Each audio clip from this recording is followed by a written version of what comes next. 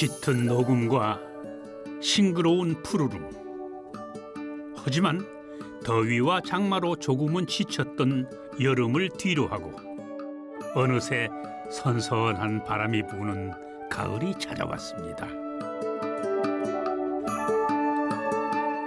여름 내에 반짝이던 풍경들은 높고 푸른 하늘과 잔잔한 강물을 따라 금세 가을의 옷으로 갈아입으며 고즈넉한 운치를 뽐내고 있습니다.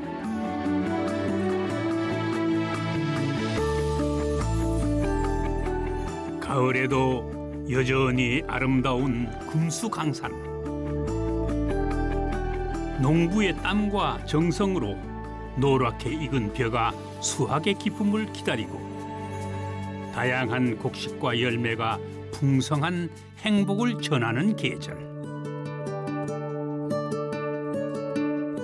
풍요로운 가을의 풍경은 우리의 마음을 넉넉하게 만듭니다.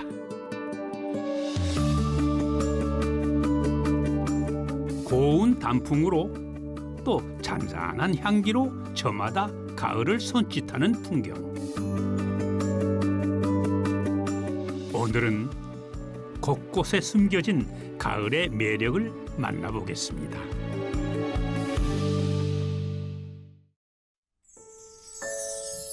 지리산의 굽이진 산새가 반기는 곳.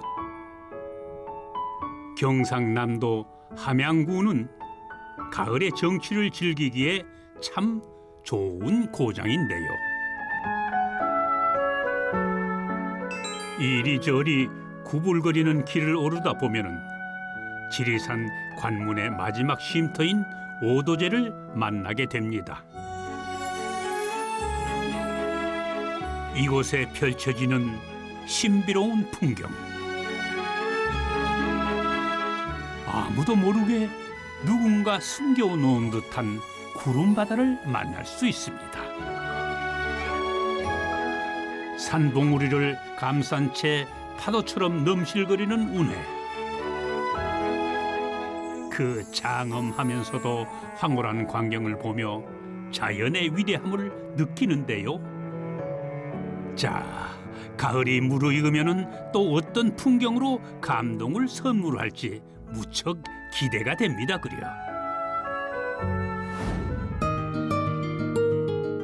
함양군 함양읍 서쪽으로 흐르는 위천. 그 위천 강가를 따라 천년의 숲 상림이 자리하고 있습니다. 상림은 홍수 피해를 막기 위해 신라시대 말에 만들어진 우리나라 최초의 인공숲인데요.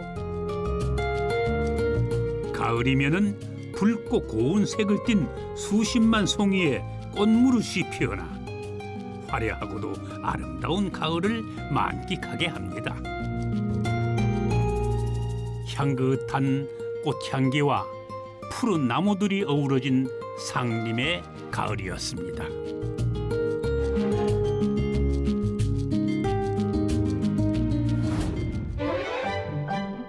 구불거리는 물줄기가 평화로운 분위기를 만들어내는 곳, 충청북도 옥천의 부소다막을 찾았습니다.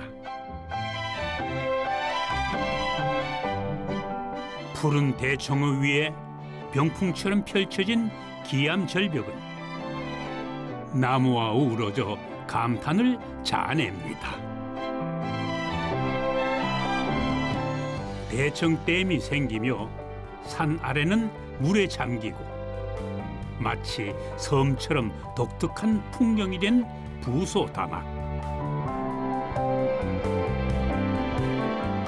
고요하고 평화로운 자연 속에서 새들도 사람들도 고즈넉한 운치를 즐기는 곳입니다. 길게 뻗은 절벽과 푸른 나무의 조화는 마치 호수 위를 노니는 푸른 용처럼 느껴지는데요. 때문에 용에 대한 전설도 많은 곳이라고 합니다. 가을의 푸른 하늘과 호수가 만들어낸 부소담악의 절경에 마음이 절로 편안해집니다.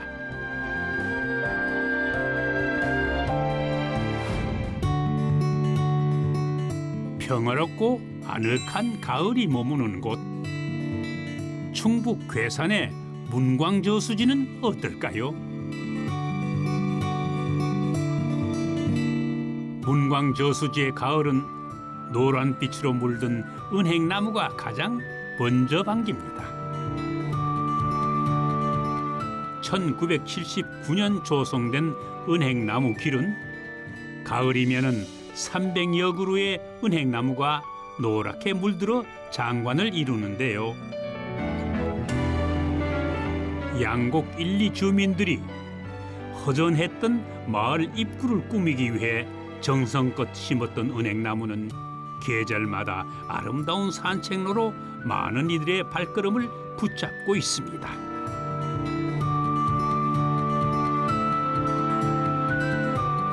저수지를 따라 들여온 노란 가지와 수면 위로 비춘 나무와 산, 하늘까지 한 폭의 그림 같은 장관입니다. 그려.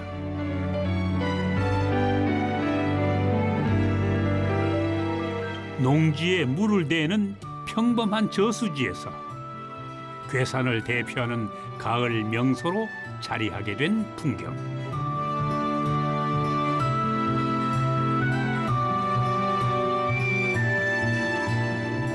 노란빛 가을이 머무는 괴산의 문광 저수지였습니다.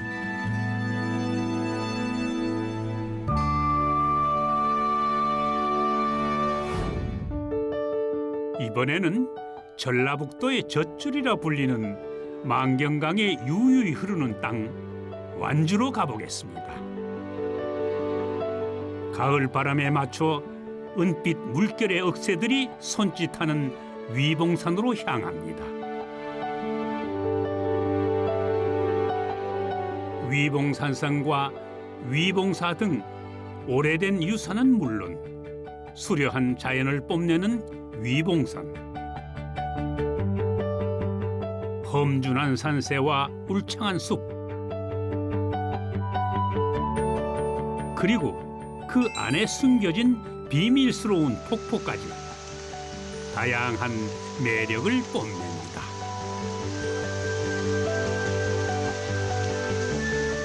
아찔한 절벽을 따라 시원하게 떨어지는 물줄기, 높이 60m의 위봉폭포는 완산 팔경으로 손꼽히는 곳이자 가뭄에도 물이 마르지 않았다는 신비로운 명소입니다.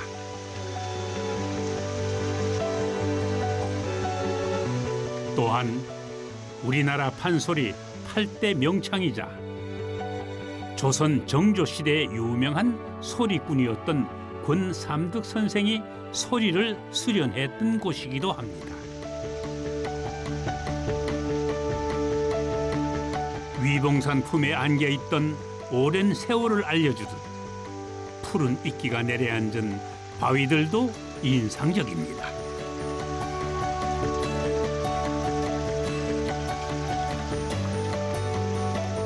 이렇게 특별한 역사와 빼어난 경치를 지녔기에 보존해야 할 가치가 있는 국가 산림 문화자산으로 지정되기도 했습니다.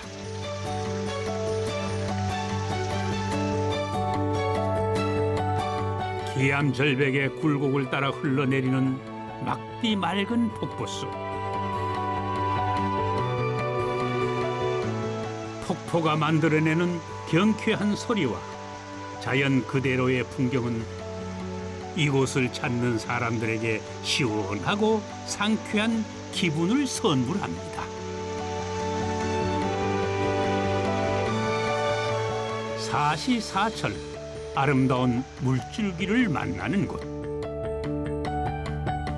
가을색으로 곱게 물들어가는 완주의 위봉산 속 위봉폭포입니다.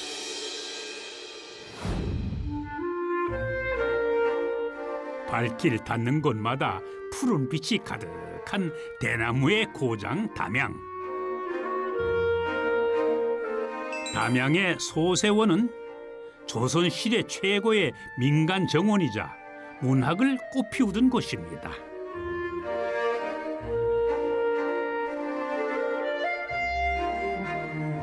조광조의 제자인 양산보가 세웠다는 소세원은 맑을 소, 깨끗할 쇠, 마음을 맑고 깨끗하게 한다는 뜻이랍니다.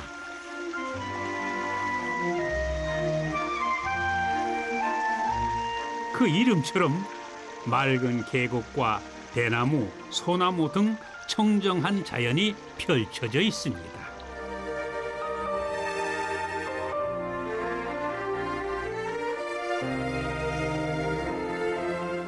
독특한 모양의 담장 오곡문, 언덕에 자연석을 쌓고 계곡물이 흐르도록 했는데요. 400년이 넘도록 무너지지 않은 선조들의 지혜가 담긴 담장입니다.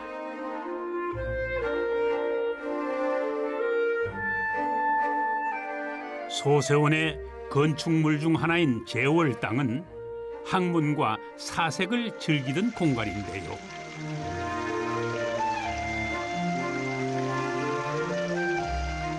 달빛에 저절로 밝아지는 방이라는 이름처럼 소세원의 가장 높은 양지, 햇살이 따스하게 비추는 곳에 세워졌습니다. 정면 3칸, 측면 1칸에 팔짝 지붕 건물인 제월당에는 우암 송시열이 쓴 현판이 걸려 있는데요. 송순과 김인후, 정철 등 16세기를 대표하는 시인 묵객들이 소세원을 노래한 작품들도 만날 수가 있습니다. 옛 선비들의 철학과 이상, 문화와 역사가 깃든 소세원. 고즈넉하면서도 아름다운 소세원의 가을을 바라보며 옛 선비들의 정치를 헤아려 봅니다.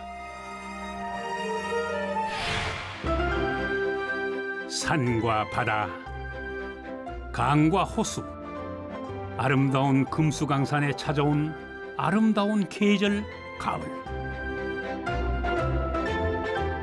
그림 같은 자연 속에 내려앉은 가을의 정취. 때론 화려하고 고운 빛깔로, 때론 고즈넉한 분위기로 마음을 편안하게 만드는 계절입니다. 한없이 뜨겁고 눈부셨던 여름은 가고 선선한 바람과 함께 여유와 휴식을 전하러 찾아온 가을.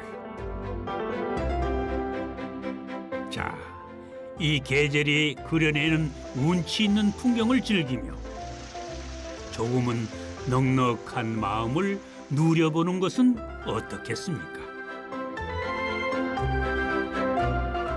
수려한 자연 속에서 다채로운 풍경을 빚어내는 계절. 아름다운 가을이 무르익어만 가고 있습니다.